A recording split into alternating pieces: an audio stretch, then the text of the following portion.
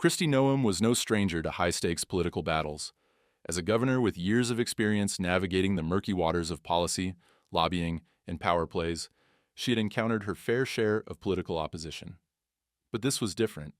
This time, she wasn't facing off against a political rival or a protester. She was standing in a courtroom, prepared to take down a corrupt network from the inside. And it wasn't just any courtroom.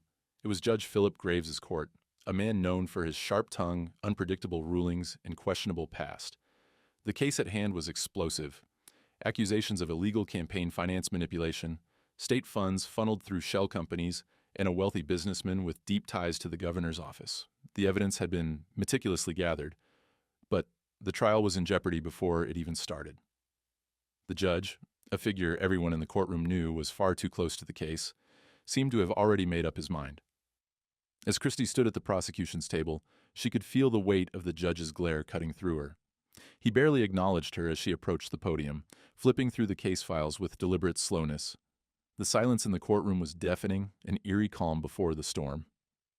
"Governor Noem," Judge Graves began, without looking up, his voice dripping with condescension, "I hope you've brought something of substance today. Or should I just assume this is another one of your grandstanding efforts?" Kristi met his gaze, unfazed by the insult. "Your Honor, the evidence in this case speaks for itself. These are serious charges of corruption involving taxpayer funds. My job is to ensure that the law is upheld and the truth comes to light." Judge Graves finally looked up, his eyes narrowing. "Taxpayer funds, huh? Maybe next you'll tell me you've got a smoking gun that proves every politician with a donation is guilty." Kristi stood tall, maintaining her composure. "Respectfully, Your Honor, these aren't just donations. These are illegal transactions, and the evidence will show exactly that." The judge scoffed, and Kristi could feel the room tense. His voice cut through the air again, his words dripping with disdain. "Save the speeches, Governor. Let's see if you can back up your claims with something real." Kristi took a deep breath and opened the first set of documents in front of her. This was just the beginning. She had come prepared. What she didn't know was that Judge Graves was about to make this trial his personal battleground, and he wasn't going to go down without a fight. Kristi Noem opened the file, her fingers brushing against the carefully organized evidence. She took a steadying breath. This was where it would get tricky. If she could present the evidence clearly, it could shift the momentum of the case. But Judge Graves was already looking for any excuse to dismiss it. "Your Honor," she began, keeping her voice steady, "I'd like to submit the first set of documents into evidence. These are the financial records showing how state funds were diverted to offshore accounts connected to a network of shell companies." The judge raised an eyebrow, but said nothing, clearly skeptical. "May I direct the court's attention to Exhibit A?"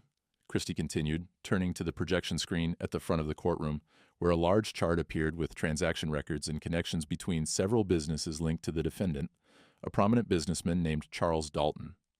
"As you can see," she said, "these funds were approved by state officials under the guise of legitimate contracts. However, the actual money trail leads to accounts in the Cayman Islands." This is where the corruption began. The courtroom remained silent as everyone watched intently. Kristi kept her gaze focused on the judge, who hadn't yet commented. His usual smugness was replaced by something colder, but his expression didn't give much away. Judge Graves shifted in his seat, tapping his fingers on the bench. "Let me guess, Governor. This is all circumstantial, right? A couple of questionable transactions on paper? Nothing concrete?" Kristi felt a surge of frustration, but she controlled it. He was trying to undermine her, to discredit the work her team had put into uncovering the web of corruption. This wasn't just a courtroom. It was a battle for justice. "No, Your Honor," she said, her voice unwavering. "These are not just questionable transactions. These are illegal transfers of taxpayer money. We have corroborating evidence from whistleblowers inside Mr. Dalton's company, and we've traced the funds directly to his personal account." As she spoke, Kristi could feel the weight of the judge's stare. It was like a challenge, a dare for her to continue. The silence in the courtroom was thick, and the defense team was exchanging glances, clearly uneasy about the direction the trial was taking. "Miss Noem," Judge Graves finally spoke, leaning forward with an almost imperceptible smile. "You seem quite confident in your accusations, but I'm afraid I'm going to need more than just numbers and theories." This isn't enough to convince me. Yet. Kristi's grip on the podium tightened. He was playing games, but she wasn't going to let him shut her down. Not now. I understand your concern, Your Honor, she replied calmly. But I can assure you, this is just the beginning. If you allow me to continue, you'll see there's much more at stake here than just financial discrepancies. Graves's eyes flicked toward the defense table, where the defense attorney, a tall man in a dark suit, had his arms crossed. The defense attorney's lips curled into a faint smirk, and Kristi realized the judge was feeding off their energy, playing to their advantage. But she had a plan. Your Honor, she said, leaning forward slightly, I'd like to request a brief recess. I have further evidence that will show the full extent of the conspiracy, including wiretaps and statements from insiders. This is a case of public corruption, and it's time the truth was exposed. The judge's lips pressed into a thin line, his fingers drumming the bench. A recess? I'll consider it, Governor. But be warned, I'm not in the habit of allowing distractions. Kristi didn't back down. She knew she was in the right. This was a fight worth having, and she wasn't about to let Judge Graves derail it with his games. As the judge pondered, Kristi looked around the courtroom. The reporters in the back were scribbling furiously, the jurors seemed uncertain, and the defense team was shifting uncomfortably in their seats. The balance of power was beginning to shift. Kristi could feel it, but the real test was still to come. Would the judge allow her to continue, or would he dismiss the evidence entirely? Kristi stood tall, waiting for Judge Graves to respond. The tension in the courtroom was palpable, and for a moment it felt like the world had paused. Every eye was on the judge. But Kristi knew one thing for certain. This wasn't just about winning the case. It was about something much larger. After what felt like an eternity, Judge Graves leaned back in his chair, folding his hands in front of him. His gaze swept across the room before settling back on Kristi. Fine, he said curtly. You'll have your recess, but don't waste my time, Governor. Kristi gave a small nod, though she knew that the judge's condescension was just part of the game. He had reluctantly allowed the recess, but she was already preparing for the next move. This was a pivotal moment, and she had to take full advantage of it. As the courtroom erupted in whispers, Kristi signaled to her team. They quickly gathered around her, speaking in hushed voices. There was a lot of work to do in the short time they had, but Kristi was confident. They were on the edge of something big. Moments later, the sound of the gavel echoed throughout the room, signaling the start of the recess. Kristi used this time to take a breath, refocus, and prepare herself. She knew that if she could present the next round of evidence without hesitation, she could rattle the defense even further. As the recess came to a close, Kristi made her way back to the podium. She glanced toward the defense table, where Charles Dalton, the wealthy businessman at the heart of the scandal, sat with his lawyer, looking more anxious by the second. The judge's gavel struck again, and the room fell into a tense silence. Kristi turned to face the court once more, her mind sharp and her resolve stronger than ever. Your Honor, she began, her voice clear, I request permission to submit evidence that further corroborates our claims of corruption and fraudulent activity within Mr. Dalton's network. This evidence was obtained through a legally authorized wiretap and will provide crucial insight into the criminal network Mr. Dalton is connected to. Judge Graves made no effort to hide his disdain. A wiretap, Governor? Really? You must be joking. You're going to waste my time with more of this? Kristi ignored his attempt to derail her. I'm not joking, Your Honor. This wiretap contains a conversation between Mr. Dalton and one of his associates. It directly implicates several high-ranking officials in a bribery scheme that stretches far beyond the defendants here. The courtroom was silent as she spoke. She could feel the eyes of the jurors on her, waiting to hear what would come next. Kristi glanced at the jury. Some appeared skeptical, others intrigued, but all were paying attention. Allow me to play the recording, she continued, pushing forward. This is the moment we've all been waiting for. With a click of a button, the courtroom speakers crackled to life, and the low murmur of voices filled the room. The recording played, and Charles Dalton's voice rang out clear and unmistakable. Make sure Noem doesn't get her hands on these files. If she does, we'll all go down. A murmur ran through the courtroom. Kristi saw Dalton's face go pale, his eyes widening in horror. His hand instinctively reached for the edge of the table, as if he could somehow distance himself from the incriminating words he had just heard. The recording continued, and Dalton's voice grew more agitated. I don't care how you do it. Just make sure the investigation gets shut down. No one can find out what we've been doing." The silence in the courtroom was deafening. Kristi didn't need to say anything more. The recording spoke for itself. Every word, every inflection in Dalton's voice was damning evidence of the conspiracy she had been working to expose. Judge Graves shifted uncomfortably in his chair, his eyes flicking toward the defense table, where Dalton's lawyer was now frantically whispering to him. It was clear they were rattled. "Your Honor," Kristi said, her voice firm but controlled, "I would like to submit this recording as evidence in this case. The words are clear, and they speak volumes about the depth of this corruption." The judge's face hardened as he glanced from Kristi to the defense team. "I'm not sure this is admissible. I'll need to review the circumstances under which this recording was obtained." Kristi didn't flinch. "You've already seen the paperwork, Your Honor. The wiretap was fully authorized by the court, it's legal, and it's vital to this case." The defense lawyer stood up abruptly. "Your Honor, I object. This is pure speculation. We don't know the context of this conversation. It could mean anything." Kristi kept her eyes on the judge. "I believe we all heard it, and the context is clear. Mr. Dalton's words are an admission of guilt. He is aware that his actions are criminal, and he is actively trying to obstruct justice." Judge Graves seemed momentarily at a loss for words. His eyes flicked to Dalton, who was now visibly sweating. The judge paused for a long beat, weighing his options. Then, after a long silence, he finally spoke. "Fine," Graves muttered. "I'll allow the recording to be entered into evidence. But be warned, Governor, you're pushing the limits." Kristi nodded, her gaze never leaving the judge. "Thank you, Your Honor. We're just getting started." The courtroom fell into an uneasy stillness as the judge reluctantly allowed the recording into evidence. Kristi could feel the shift in the room. The weight of the moment was heavy, but she knew this was only the beginning. She could sense the defense's panic, but they had nowhere to go now. This wasn't just about her. This was about exposing the system that had allowed these criminals to thrive for far too long. Kristi turned towards the defense table, where Charles Dalton's lawyer was now engaged in a heated whisper with his client. Dalton looked like he'd aged 10 years in the last 5 minutes, his face pale and drawn.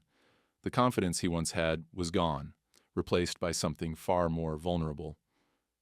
Kristi had seen it before, the moment when someone realizes they can't control the outcome anymore. She had him cornered, and she could feel the game changing. But Kristi wasn't about to stop. There was too much at stake now. The judge cleared his throat, drawing everyone's attention back to him. "Governor Noem," he said, his voice strained, "I'm warning you. You're treading a very thin line. This is a courtroom, not a stage for your political games. You've pushed the limits with your wiretap, and I suggest you stay within the boundaries of the law moving forward." Kristi's gaze never left the judge. "I'm well within the law, Your Honor," she replied, her voice steady. "And I'll keep pushing as far as necessary to ensure justice is served." The defense lawyer, who had regained some of his composure, stood up quickly. "Your Honor, I request a recess. We need time to assess this new evidence." Judge Graves looked at the defense team and then at Kristi. He seemed to hesitate for a moment, weighing the request before finally speaking. "Fine, 15 minutes. But this better not drag on. I've already allowed you more than enough time." Kristi remained calm as the courtroom recessed, but her mind was already spinning. 15 minutes wouldn't be enough. She knew Dalton's team would scramble to figure out their next move, and they'd come up with something. They always did. But what they didn't know was that Kristi had more. This wasn't just a single wiretap or a few damning documents. She had a whole web of corruption to expose, and it was just starting to unravel. As the attorneys and witnesses began to file out of the courtroom, Kristi remained seated at the prosecution table, her eyes scanning the room. The defense team was already huddled together, speaking quickly. But across the room, she caught the eye of one of the jurors, a middle-aged woman who had been watching intently throughout the entire process. Kristi saw something in her eyes, a flicker of recognition. She was following the case. And Kristi knew she wasn't the only one. Kristi stood, straightening her jacket, and walked over to her team. They gathered around her, speaking in hushed tones as they prepared for what was next. "We have to keep the pressure on. We can't let them recover from this," Kristi said. "We have the evidence, but we need to make sure the jury sees it for what it is." Her lead investigator nodded. "We've got more, Kristi. We're tracking down some of Dalton's financial connections." We're about to blow this wide open. Good, Kristi said, a sense of satisfaction creeping into her voice. Let's keep moving. We're in this now, and we're not backing down. Just then, the courtroom doors swung open, and everyone returned to their seats. Judge Graves looked at Kristi one last time before his gavel came down, signaling the end of the recess. Let's get this over with, he muttered, clearly impatient. But Kristi wasn't about to let the judge rush her now. Not when she had everything she needed. The moment the judge gave the signal, Kristi stood again, this time with a renewed sense of confidence. Your Honor, she said, addressing the court with calm authority, I would like to present additional evidence that ties Mr. Dalton to an organized network of illicit activity. These documents include financial records showing large, unaccounted-for transfers to and from offshore accounts, all of which were routed through a shell company linked to Mr. Dalton. The room buzzed with murmurs. Kristi's hand remained steady as she placed the next stack of documents on the table and handed copies to the judge, the defense, and the jury. She knew this was the moment to strike, to show the jury just how deep the corruption went. Judge Graves scanned the documents, his brow furrowing slightly, but he remained silent. The defense lawyer rose quickly, attempting to object. Objection, Your Honor. This is speculative. These documents were not part of the original evidence presented. Kristi cut him off, her voice unwavering. I understand your objection, but these documents are directly relevant to the charges against Mr. Dalton. They reveal the scope of his criminal activity and the network of individuals involved. The defense can argue all they want, but the truth is in black and white. The judge looked at the defense and then at Kristi. I'll allow it, he muttered reluctantly. Kristi didn't waste another second. As you can see, she began, flipping through the documents and pointing to the key details. These transactions show clear evidence of money laundering and bribery.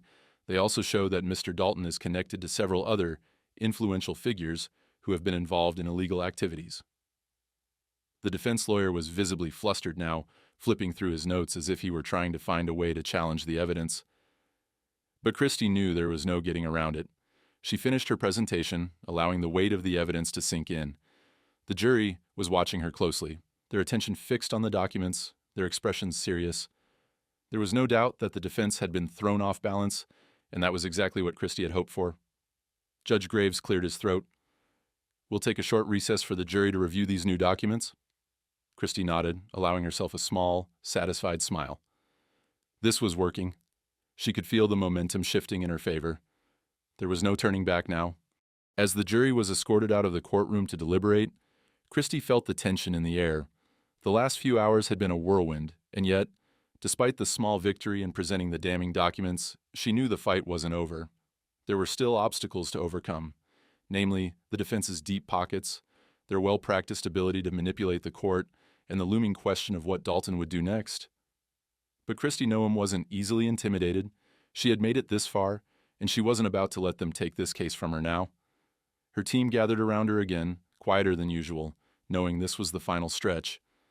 They'd worked tirelessly for months to build the case, and now it had all come down to this. Kristi felt a slight pang of fatigue, but she pushed it aside. There was no room for weakness now, not when the stakes were so high. We did what we needed to do, one of her senior attorneys said quietly. The jury has seen the evidence. Now it's up to them. Kristi nodded, her eyes flicking over to the defense table where Dalton sat. His smirk was gone, replaced by a cold, calculating expression, but she could see the slight tremor in his hand as he gripped the edge of the table. The man had spent years hiding behind his wealth and influence, but he was beginning to crack. Kristi knew it.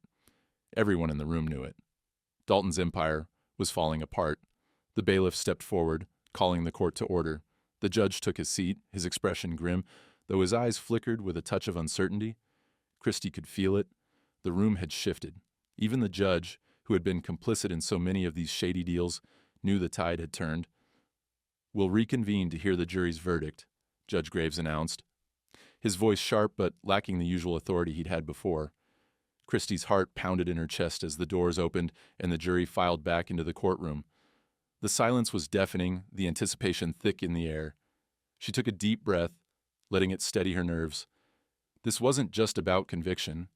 This was about sending a message. If Dalton could be held accountable, it meant no one was safe. No one was untouchable. And that was what mattered most. The forewoman of the jury stood, holding the verdict in her hand. Kristi felt the eyes of the room on her, the moment of truth. "Your Honor," the forewoman said, her voice steady, "we, the jury, find the defendant, Charles Dalton, guilty on all counts of money laundering, bribery, and conspiracy to commit fraud." The words hit Kristi like a rush of cold air. The courtroom erupted in a mixture of gasps and applause. Even the judge seemed taken aback, his expression faltering. Kristi stood there, letting the moment wash over her, but she didn't allow herself to smile just yet. She had to stay focused. Judge Graves adjusted his glasses, his voice thick with tension. "Mr. Dalton, you have been found guilty. You will be remanded for sentencing at a later date. Do you have anything to say before the court?" Charles Dalton stood, his face a mask of fury, his jaw clenched so tightly Kristi thought it might crack. He took a deep breath, his hands trembling slightly as he adjusted his suit jacket. For a moment it seemed as though he might try to argue, to fight back one last time. But then he exhaled sharply, defeated. "I have nothing to say," he muttered, his voice barely audible. Kristi didn't take her eyes off him. She had won, but more importantly, she had exposed the rot at the core of the system. The defense had tried to push back, tried to discredit every piece of evidence she presented, but in the end, the truth had won out. As the court was adjourned, Kristi felt a wave of relief wash over her, but it was mixed with something else. The realization that this case was just the beginning. There were still others like Dalton out there, hiding behind their power and wealth, but Kristi had already made her mark. This wasn't just about one corrupt individual. It was about a system, a network of corruption that was finally being unraveled. As Kristi made her way out of the courtroom, her team flanking her, the reporters surged toward her, microphones thrust into her face, cameras flashed. The questions came fast, but Kristi held her ground. "Governor Noem, what's next? What happens now?" one reporter asked, voice eager. Kristi paused, turning toward the press. She wasn't done yet. Not by a long shot. "We continue the work," she said, her voice firm. "This is just the start. The system needs to be cleaned from the top down, and we're just getting started." With that, she walked away, her team behind her, the sound of flashing cameras fading as they moved through the hallways. The weight of the victory was starting to sink in, but Kristi knew there was still so much left to do. She had made a powerful enemy today, but she'd also gained something far more important: the support of the people. She'd shown them that no one, no matter how powerful, was beyond the reach of justice.